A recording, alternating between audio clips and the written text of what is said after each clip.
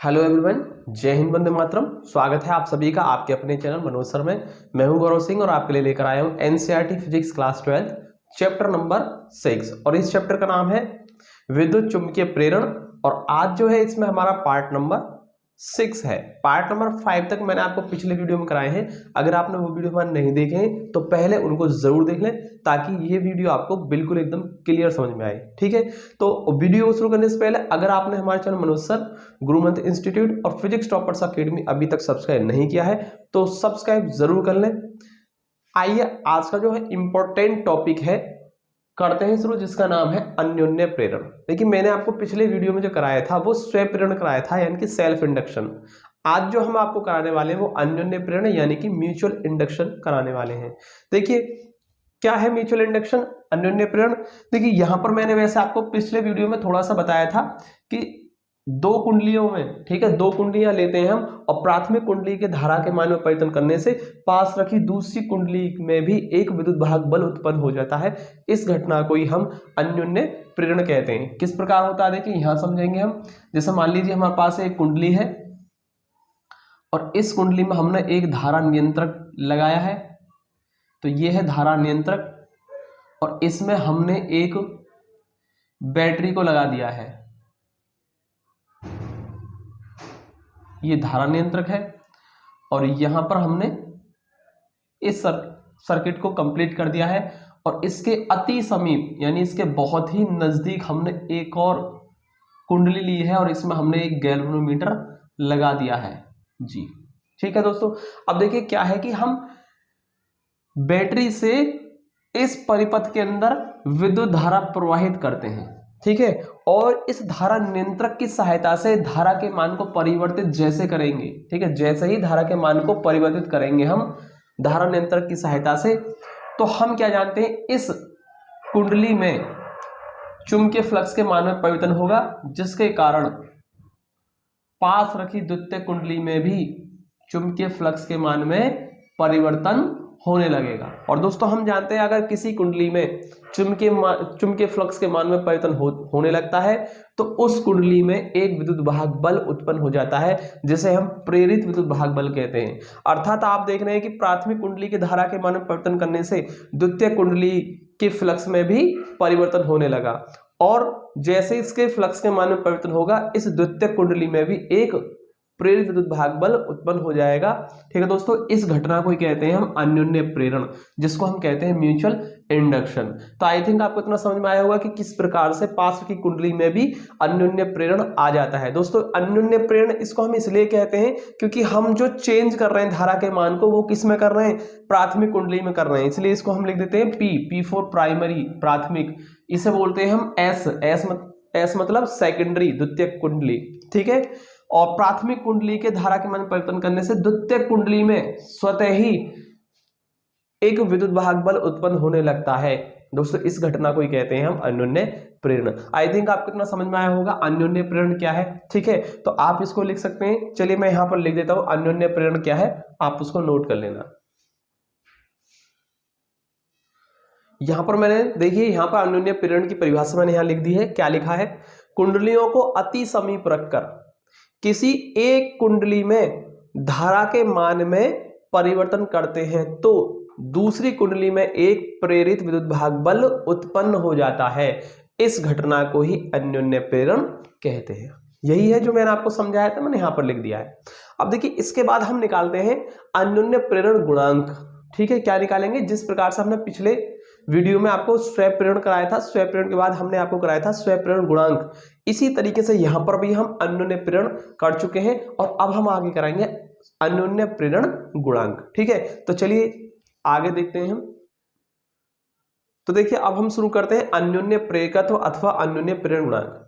ये एक ही चीज है और इसके दो नाम है, ठीक है, एक ही चीज के दो नाम है, या तो अन्योन्य प्रेरकत्व कह लीजिए या फिर अन्योन्य प्रेरण गुणांक कह लीजिए, ठीक है, बात एक ही है। तो चलिए देखें क्या है ये।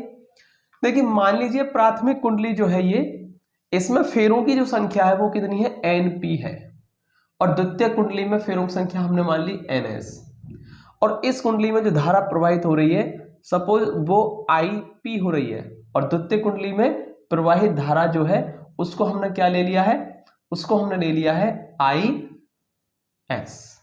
ठीक है, तो यहां तक आपको कोई दिक्कत नहीं होगी, यही मैंने अपनी तरफ से मान लिया है। ठीक है, प्राथमिक कुंडली के धारा के मान में अगर हम परिवर्तन करते हैं IP, तो द्वितीय कुंडली में भी फ्लक्स के मान में परिवर्तन होगा, अर्थात इसमें फ्लक्स कितना है, मान लीजिए वो है φS है, द्वितीय कुंडली से परिबद्ध फ्लक्स कितना है φS, और ये सदैव अनुक्रमानुपाती होता है प्राथमिक कुंडली में धारा के मान के, यानी कि IP के अनुक्रमानुपाती होगा। और मान लीजिए इस द्वितीय कुंडली में फेरों की संख्या कितनी है, NS है, तो कुल मिलाकर हम क्या देख पाए कि N फाई का जो मान होता है वो I के अनुक्रमानुपाती होता है। ऐसा ही मैंने आपको पिछले वाले डेरिवेशन में भी कराया था, स्वप्रेरण गुणांक में कराया था कि N फाई अनुक्रमानुपाती I।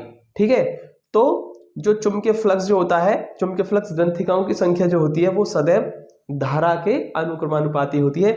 लेकिन यहाँ पर धारा किस में प्रवाहित करेंगे, प्राथमिक कुंडली में, और फ्लक्स किस में देखा जाएगा, द्वितीय कुंडली में, इसलिए मैंने इसमें IP लिखा और यहाँ पर मैंने S लगा दिया ताकि द्वितीय कुंडली की बात है इसलिए। ठीक है, तो आई थिंक आपको इतना समझ में आया होगा।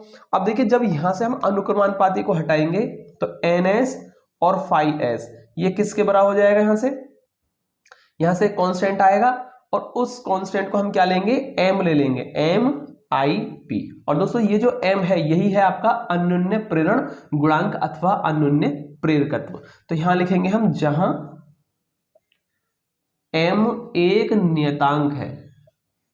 नियतांक है जिसे अन्योन्य प्रेरण गुणांक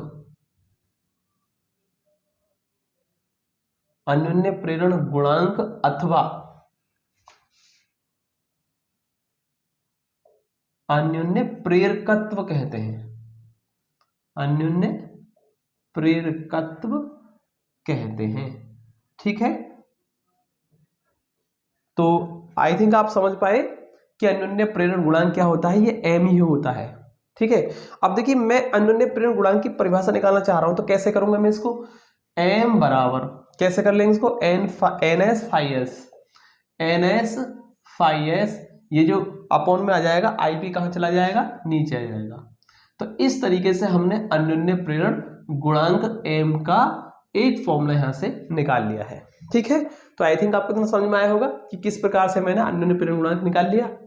अब मुझे इस अन्योन्य प्रेरण गुणांक की परिभाषा बनानी है, तो परिभाषा बनाने का सीधा सा तरीका है कि आप इसको क्या करें, सिंपल कर लें। इसमें क्या करें, आप जो धारा जो प्रवाहित हो रही है प्राथमिक कुंडली में, जो धारा के मान में आप परिवर्तन कर रहे हैं, उस धारा को क्या ले लें, आप एकांक ले लें। क्या ले लें, एकांक, 1 एम्पियर। यदि प्राथमिक कुंडली में धारा कितनी ली जाती है, 1 एम्पियर ली जाती है, तो फिर क्या होगा, जैसे ही आप IP को 1 कर देंगे तो M बराबर हो जाएगा NS और φS। इसका मतलब क्या है, ये N फाई क्या होता है, चुंबकीय फ्लक्स ग्रंथिकाओं की संख्या, और ये कौन सी है, S लग रहा है ना इसके साथ, तो इसका मतलब द्वितीय कुंडली से बद्ध क्या है, ये चुंबकीय फ्लक्स ग्रंथिकाओं की संख्या है। और ये किसके बराबर आ गई हमारी, ये हमारी अन्योन्य प्रेरण गुणांक के बराबर आ गई। लेकिन कब आई है, जब प्राथमिक कुंडली में धारा क्या है, एकांक प्रवाहित हो रही है, या 1 एम्पियर धारा प्रवाहित करने पर। ठीक है, तो यहां से मैं अन्योन्य प्रेरण गुणांक की परिभाषा बनाऊंगा। देखिए कैसे बनाएंगे, किसी द्वितीय कुंडली से बद्ध चुंबकीय फ्लक्स ग्रंथिकाओं की संख्या दो कुंडलियों के बीच अन्योन्य प्रेरण गुणांक के बराबर होती है, जबकि प्राथमिक कुंडली में 1 एम्पीयर की धारा प्रवाहित हो रही हो। तो इस तरीके से हमने यहां पर अन्योन्य प्रेरण गुणांक की परिभाषा बना ली है। अब देखिए इसको मैं यहां पर नोट कर लेता हूं, आप भी नोट कर लेना। ठीक है, तो देखिए यहां पर मैंने अन्योन्य प्रेरण गुणांक की परिभाषा लिख दी है, वही लिखवाई है जो मैंने आपको यहां समझाई थी। देखिए क्या है, दो कुंडलियों के मध्य अन्योन्य प्रेरण गुणांक द्वितीय कुंडली से बद्ध चुंबकीय फ्लक्स ग्रंथिकाओं की संख्या के बराबर होता है, जबकि प्राथमिक कुंडली में एकांक धारा प्रवाहित हो रही है। तो आई थिंक आपको समझ में आया होगा, कोई समस्या नहीं होगी आपको इसमें। बिल्कुल सिंपल तरीके से मैंने आपको यहां पर समझा करके ये डेफिनेशन नोट करा दी है, आप इसको नोट कर सकते हैं। ठीक है, अगर आपने इतना कर लिया है तो इसके आगे हम थोड़ा सा और सॉल्व करेंगे। देखिए क्या होगा, अब हम इसमें फैराडे का द्वितीयक नियम लगाते हैं। तो फैराडे के द्वितीय नियम से हम क्या जानते हैं, E बराबर प्रेरित विद्युत भाग बल का मान जो होता है E बराबर -n delta phi upon delta T होता है। ये फैराडे का द्वितीयक नियम है। ठीक, देखिए हम यहाँ पर क्या लगा देंगे, S लगा देंगे, क्योंकि जो प्रेरित विद्युत भाग बल है ना, ये कौन सा है, द्वितीय कुंडली में उत्पन्न होने वाला है। ठीक है, तो इसलिए हम इसमें क्या लगाएंगे, S लगाएंगे। और ये इसमें भी फेरों की संख्या कितनी है, NS है, और यहाँ पर भी हम S लगा देते हैं, delta phi S upon delta T कर देते हैं। तो आई थिंक आपको इतना समझ में आया होगा, कोई समस्या नहीं होगी इसमें। ठीक है, तो चलिए इसके आगे देखें क्या करेंगे, हम इसको सॉल्व करेंगे। तो ES जो हो जाएगा यहाँ से माइनस डेल्टा NS और फाई S लिख सकते हैं, ऐसा या नहीं लिख सकते हैं हम। NS को हम क्या लेंगे, अंदर की तरफ लेंगे, और यहां पर हमने डेल्टा T कर दिया है। ठीक है, और देखिए यहां पर मैं इसको थोड़ा सा यहां से रफ कर देता हूं, इसके आगे हम यहां सॉल्व करेंगे इसको। अभी थोड़ी देर पहले मैंने आपको लिखवाया था NS फाई S जो होता है वो MI के बराबर होता है। ठीक है, अभी थोड़ी देर पहले लिखवाया था, आप देख सकते हैं इसको, मैंने यहां से रफ कर दिया है। ठीक है, बाकी आप देख सकते हैं यही होता है। तो ES की जो वैल्यू आएगी यहां से माइनस डेल्टा, ये NS और फाई S जो होता है ये MI के बराबर होता है। क्या होता है, ये MIP के बराबर होता है, MIP के बराबर है ये। और यहां से हम इसको कर देंगे डेल्टा T। ठीक है, तो यहां से ES की जो वैल्यू निकलेगी वो क्या आएगी, माइनस इस M को हम कर देंगे बाहर, और ये बचेगा delta IP upon delta T। ठीक है, ऐसा लिख सकते हैं या नहीं। अब हमको अन्योन्य प्रेरण गुणांक M की वैल्यू निकालनी है, तो हमें फॉर्मूला किसके लिए सॉल्व करना है, M के लिए।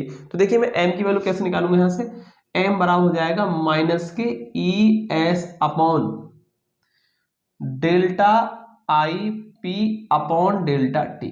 क्या मैं इसको ऐसे लिख सकता हूं या नहीं लिख सकता हूं, लिख सकते हैं ना इसको। तो यहां से हमने यहां से अन्योन्य प्रेरण गुणांक का एक और नया फॉर्मूला निकाल लिया है। ठीक है, अब दोस्तों यहां से भी हम एक और अन्य परिभाषा बना सकते हैं, अन्योन्य प्रेरण गुणांक की एक और परिभाषा यहां से बना सकते हैं। तो देखिए कैसे बनाएंगे हम, यहां पर हमने कर लिया है इसमें delta IP upon delta T, ये लिखा हुआ है delta IP upon delta T। इसका मतलब क्या है, धारा परिवर्तन की दर क्या है, इसको मैंने ले लिया 1 एम्पियर पर सेकंड। इसका मतलब है एकांक ले ली मैंने, प्राथमिक कुंडली में धारा परिवर्तन की दर क्या ले ली मैंने, एकांक ले ली। तो जैसे इसको हमने एकांक किया तो फिर होगा क्या, तो फिर हम देख पाए इसमें कि M जो हो जाएगा वो माइनस के ES आ गया, क्योंकि हमने इसको क्या कर दिया है, वो 1 कर दिया है। तो M बराबर माइनस के ES हो गया। तो यहां से आपने क्या देखा, यदि हम प्राथमिक कुंडली में धारा परिवर्तन दर एकांक लेते हैं तो उन दोनों कुंडलियों के मध्य अन्योन्य प्रेरण गुणांक सदैव द्वितीय कुंडली में उत्पन्न प्रेरित विद्युत भाग बल के ऋणात्मक मान के बराबर होता है। देख रहे हैं आप यहाँ पर। तो इस तरीके से हमारी दूसरी परिभाषा यहाँ बनती है, और मैं उसको कहाँ लिख देता हूँ, उसको मैं यहाँ लिख देता हूँ, इसको रफ करके यहाँ लिख देता हूँ इसकी परिभाषा। ठीक है, तो जो आपको यहाँ से दिख रही है इसी परिभाषा को मैं यहाँ पर लिख देता हूँ। तो देखिए डेफिनेशन मैंने आपके सामने लिख दी है, क्या है कि दो कुंडलियों के मध्य अन्योन्य प्रेरण गुणांक M द्वितीय कुंडली से बद्ध उस ऋणात्मक विद्युत भाग बल के बराबर होता है जो कि प्राथमिक कुंडली में धारा परिवर्तन दर एकांक होने पर उत्पन्न होता है। आई थिंक आपको समझ में आया होगा, जिस तरीके से मैंने यहाँ पर कंडीशन लगाई है, ठीक है, उसी हिसाब से हमने यहाँ पर परिभाषा भी लिख दी है। तो आई थिंक आपको अन्योन्य प्रेरण गुणांक बहुत अच्छे से समझ में आया होगा। अगर दोस्तों आपको वीडियो अच्छा लगा हो तो वीडियो को लाइक करें, चैनल को सब्सक्राइब जरूर कर लें। ठीक है, मिलते हैं अगले वीडियो में, तब तक के लिए जय हिंद, वंदे मातरम।